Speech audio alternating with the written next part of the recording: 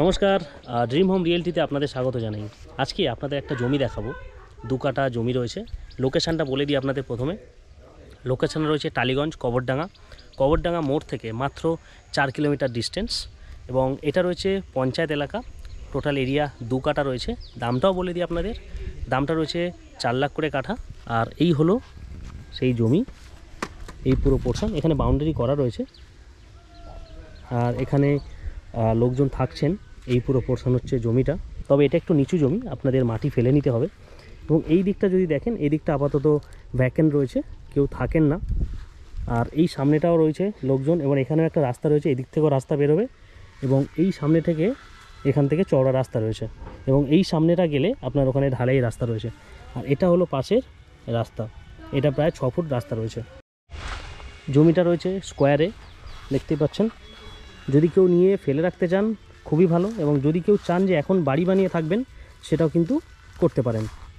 তবে এই যে দেখতে পাচ্ছেন, এমন খুব একটা নিচু বা জলা জমি, এখানে ঘাস রয়েছে, জাস্ট যেহেতু ব্যবহার হয় না, কেউ থাকেন না। বা এখানে কিছু কিছু সময় এখানকার যে লোকাল ছেলে তারা ক্রিকেট ফুটবল খেলে এই জমিতে। তো যদি কেউ চান, ওনারও আছেন, আমি ওনারের নাম্বার দিয়ে দেবো। ইনি হলেন ওনার মেন রোড থেকে কতটা ডিস্টেন্স মেন রোড আপনাদের দেখাবো। এবং যদি আপনারা সাইট ভিজিট করতে চান, ওনার নাম্বার দিয়ে দেবো। ওনার নাম সমরেশ শীল। ওনাকে আপনারা যোগাযোগ করতে পারেন, ডাইরেক্ট কন্ট্যাক্ট করে আপনারা দেখে নিতে পারবেন। আর এখানে কোনো ব্রোকারেজ চার্জেস নেই। জমির যা পেপার আছে, পেপার সমস্তটা ঠিক রয়েছে। আপনারা এসে জমিটা দেখুন, প্রপার্টি পেপার নিয়ে আপনারা ভেরিফাই করান, তারপর মুভ করবেন যদি আপনারা মনে করেন। এই যে এই বাড়িটার সামনেই রয়েছে জমিটা, এবং এটা হলো সেই রাস্তা।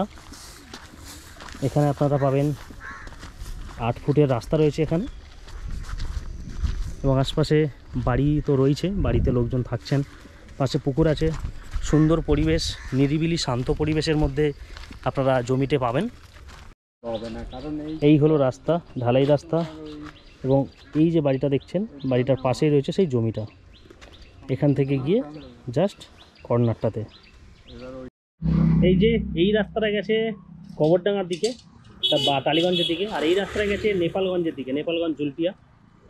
আর এই যে ক্রসিংটা দেখছেন, এখানে একটা মন্দির রয়েছে। এই রাস্তা থেকে ঢুকে গেলে মাত্র 5 মিনিট হাঁটা পথ গেলেই আপনারা পৌঁছে যাবেন এই জমিতে।